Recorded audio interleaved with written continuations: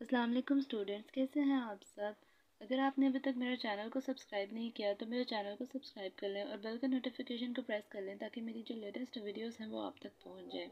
तो जैसे कि हम लोगों ने एक्सरसाइज जो थी हमारे पास 1.5 प्रीवियस वीडियो में वो कंप्लीट कर दी थी।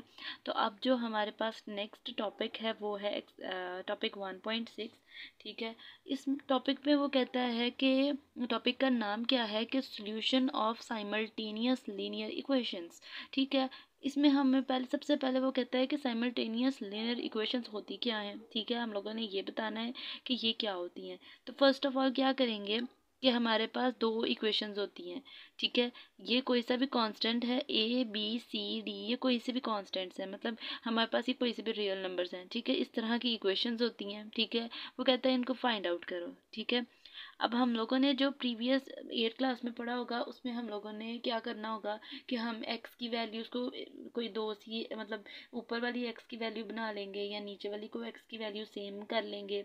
तो या फिर हम लोग एक इक्वेशन बना लेंगे, इक्वेशन बना वाई की वैल्यू बना के तो उसको दूसरी वाली में पुट कर देंगे, ऐसे करते होते थे। लेकिन उसके बाद जो हमारे पास अब नेक्स्ट हम लोगों ने कहा कि जो नेक्स्ट टॉपिक आया और 9th क्लास में वो है मैट्रिक्स इन्वर्जन मेथड। ठीक है, मतलब हम लोगों ने प्रीवियस वो वाले टॉपिक्स पढ़े थे 8th क्लास में और उस तरीके से साइमल्टेनियस इक्वेशंस को सॉल्व किया जाता था। और अब हम लोग किस तरीके से कर रहे हैं, हमारे पास जो 9th क्लास की बुक में ना दो टॉपिक हैं। First is matrix inversion method and the second is Cramer rule. तो जो हमारे पास फर्स्ट है ना वो है मैट्रिक्स इन्वर्जन मेथड। तो उसको मैं जो है इजी वे में स्टेप्स हैं कुछ उस तरीके से समझाने की कोशिश करूँगी। अब ये देखें, हमारे पास जो इक्वेशन है ना वो कुछ इस फॉर्म में होगी। जैसे ये हमारे पास ये है। ठीक है, ये मैंने लिख दिया कि मैट्रिक्स इन्वर्जन मेथड कराने लगी हूँ। ठीक है, नाम उसका लिख लिया। स्टेप्स हम लोगों ने मैंने स्टेप्स यहाँ पे लिखना था, यहाँ पे लिख लिया। इक्वेशन इस तरह की होती लीनियर इक्वेशन है, इधर भी एक्स होता है इधर वाई होता है। मतलब ये वाले जो टर्म्स होती है ना, ये वाली, ये एक्स है तो नीचे भी एक्स होगा, ये वाई है तो नीचे भी वाई होगा। ठीक है, और ये कोई से भी वैल्यूज़ हो सकती हैं। ठीक है, यहाँ पे 1 2 3 4 5 6 ऐसे हमारे पास वैल्यूज़ हो सकती हैं। तो कहता है कि इसको किस तरीके से सॉल्व किया जाएगा। तो वो कहता है कि हम लोग क्या करेंगे, इसको पहले क्या लिखेंगे, इसको मैट्रिक्स फॉर्म में लिखेंगे। ठीक है, मैट्रिक्स फॉर्म में first of all right in the matrix form. ठीक है, तो फिर क्या करेंगे, फिर हम इस मैट्रिक्स को ए का नाम दे देंगे और इस एक्स वाई को एक्स का नाम दे दिया और इस एम एन को बी का नाम दे दिया। ठीक है, ये वैसे ही लेट किया आप, मतलब बुक पे हम लोगों को ए बी दिया हुआ है, आप कुछ भी लेट कर सकते हो, इसको डी कर लो, इधर एक्स ही रहने दो और इधर सी भी कर सकते हो। लेकिन हमारी बुक पे क्या है, ए और बी दिया हुआ है, गिवन है, तो हम भी क्या करेंगे, ए और बी से ही क्वेश्चंस को सॉल्व करेंगे। ठीक है, ताकि जो मिस्टेक्स है ना अगर हम चेंज भी कर दें तो कोई प्रॉब्लम नहीं होता, लेकिन जो हमारे बुक पे है हम उसी को लेके चलेंगे। नेक्स्ट हमारे पास क्या है, अगर ए का इन्वर्स है, हमें पता है ए इन्वर्स फाइंड आउट करना होता है, जॉइंट ऑफ ए है डिवाइडेड बाई इसका डिटर्मिनेंट है। ठीक है, अब हम लोग मूव कर रहे हैं कि नेक्स्ट हमारे पास जो स्टेप्स हैं वो क्या है।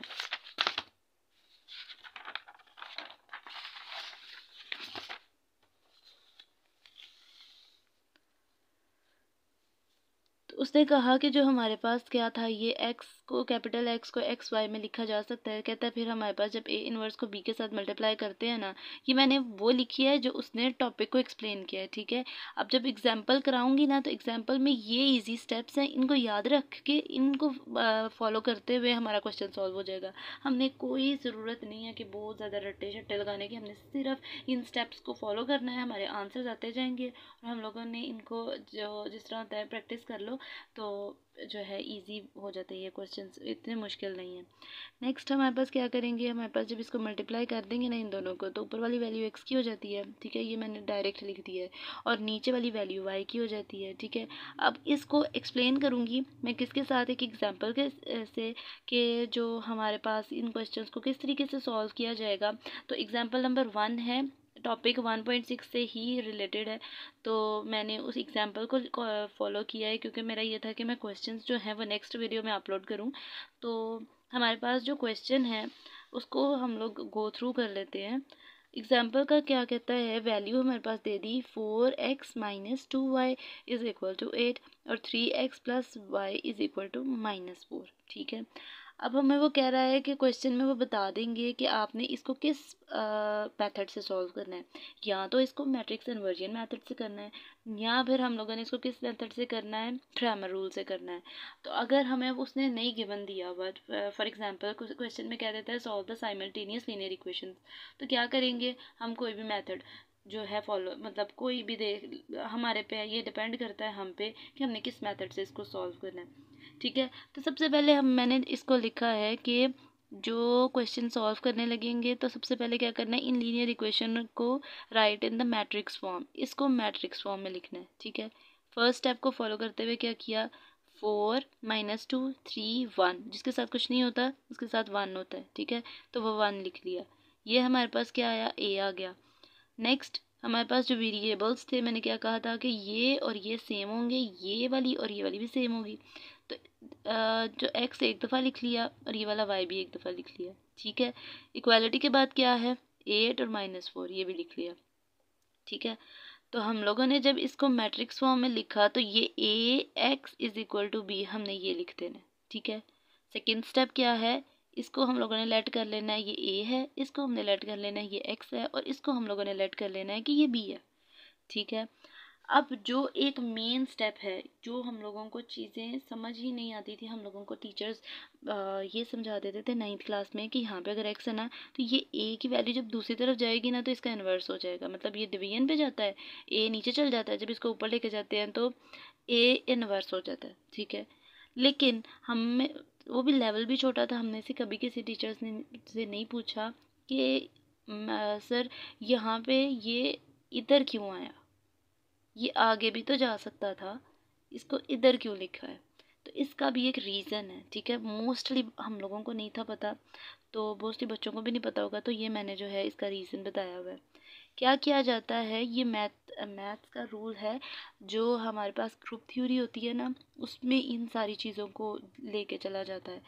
क्या किया जाता है कि हमारे पास जो इधर वैल्यू है ना, ठीक है, हम लोग क्या करते हैं, ए इन्वर्स को मल्टीप्लाई करते हैं लेफ़्ट हैंड साइड के साथ, मतलब लेफ़्ट को सेट्स जो होते हैं उसके साथ ना इसको मल्टीप्लाई किया जाता है ए इन्वर्स को। अब अगर इधर ए इन्वर्स लिखा है ना तो इक्वालिटी से जो बाद वैल्यू लिखेंगे ना वो भी ए इन्वर्स बी से पहले ही लिखेंगे। ठीक है, क्योंकि हम लेफ़्ट साइड से लेके चल रहे हैं क्वेश्चन को। अब जब ए इन्वर्स और ए है, ये हमारे पास फॉर्मूले में है कि ये दोनों को मल्टीप्लाई करने से आइडेंटिटी आ जाता है। ठीक है, ये हमें पता है। तो क्या करेंगे, फिर ये आइडेंटिटी हो जाता है और इसको एक्स के साथ मल्टीप्लाई किया जाता है, which is equal to A inverse B. ठीक है, फिर क्या किया जाता है, आइडेंटिटी को मल्टीप्लाई करो किसी भी नंबर के साथ तो ये एक्स आ जाता है, तो हमारे पास इसको एक्स ही लिख दिया जाएगा, which is equal to A inverse B. तो समझाने के लिए, ये सिर्फ बताने के लिए था कि ये इस तरीके से इन्वर्स पहले आता है, और बाद में जो है हमारे पास बाद में भी लिख सकते हैं, कोई क्वेश्चन बच्चा पूछ सकता है कि ये बाद में भी आ सकता है, इसके पीछे ये रीज़न है, इस वजह से ए इन्वर्स पहले आता है फिर बी आता है। तो फिर नेक्स्ट स्टेप क्या है, थर्ड स्टेप हमारे पास क्या था कि एक्स को इधर ही रहने देना है, ए को उधर चला जाएगा तो ये ए इन्वर्स बी हो जाएगा। ठीक है, अब क्या करेंगे, A inverse, as we know that A inverse is equal to adjoint of A divided by determinant of A, कि हमें तो पता है कि A adjoint of A inverse किसके इक्वल होता है, एडजॉइंट ऑफ ए के, जो कि डिवाइड हो रहा है किससे, ए के डिटर्मिनेंट से। तो जो फोर्थ स्टेप है वो क्या है, अब हम लोगों को पता है कि ये हमने एक्स क्यों लिखा था, हमने इसको डिनोट किया था, हमने ये एक्स वाई लिख देना है। क्या करेंगे, ए इन्वर्स लिख के जो सॉल्व करेंगे उसको बी के साथ मल्टीप्लाई कर देंगे, और जो हमारे पास आंसर आएगा वो एक्स और वाई का आ जाएगा। अब हमें इस क्वेश्चन में तो अभी तक नहीं पता चला कि भाई एक्स और वाई की क्या वैल्यू है, तो मैंने उसके आगे क्वेश्चन मार्क लगा दिया। ठीक है, अब जो हमारे पास नेक्स्ट पेज पे क्वेश्चन है वो ये कहता है, मैंने इसको सॉल्व किया है, सॉल्व करने से वो क्या कहता है देख लेते हैं, गो थ्रू कर लेते हैं एक दफ़ा। वो कहता है हमें पता है, मैंने क्या किया, ए लिया था उसका एडजॉइंट ले लिया, इन दोनों की जगह तब्दील कर देते हैं, इन दोनों के साइन चेंज कर दिए जाते हैं। ठीक है, नेक्स्ट क्या करती हैं, हम लोगों ने ये मैंने लिख लिया। नेक्स्ट डिटर्मिनेंट लेते हैं। डिटर्मिनेंट में क्या होता है कि इस वाली वैल्यू को इसके साथ मल्टीप्लाई कर दिया जाता है, माइनस फार्मूले का आता है, और 3 को मल्टीप्लाई कर दिया जाता है -2 के साथ। ठीक है, तो वैल्यू बन गई 4 + 6 विच इज़ इक्वल टू 10, और ये नॉट इक्वल टू है 0 के। मैंने प्रीवियस वीडियो में भी ये चीज़ बताई थी कि अगर ये नॉन सिंगुलर होगा तो ही इनवर्स एग्जिस्ट करता है, अदरवाइज एनीथिंग डिवाइडेड बाय 0 तो वो क्या हो जाता है, इन्फिनिटी हो जाता है, तो वो इनवर्स एग्जिस्ट नहीं करता। ठीक है, तो नेक्स्ट हम क्या करेंगे, हम मूव कर रहे हैं हमारे पास जो नेक्स्ट स्टेप क्या था, ए इनवर्स ले लिया। इसको हम क्या करेंगे, वो जो फॉर्मूले में लिखना था x is equal to A inverse और साथ b लिख दिया। ठीक है, b की वैल्यू लिख दी।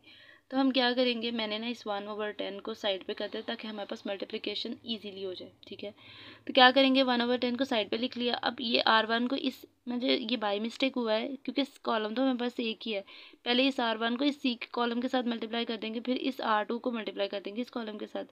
1 × 8 8 आ गया, और 2 4s are 8 -8 आ गया। ठीक है, नेक्स्ट क्या है, -3 × 8 -24, and 4 × 4 is equal to 4 × -4 is equal to -16।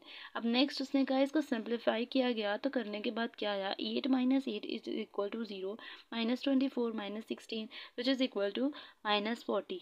ठीक है, अब नेक्स्ट ये स्टेप तो हमारे पास सिंप्लीफिकेशन हो गई। अब क्या करना है, इस 1/10 को डिवाइड कर देना है इस अंदर वाली मतलब मल्टीप्लाई कर देना है अंदर वाली वैल्यू के साथ। अब जब ये इसके साथ मल्टीप्लाई होगा तो हमारे पास आंसर क्या आएगा, कुछ इस तरीके से हमारे पास आंसर आएगा।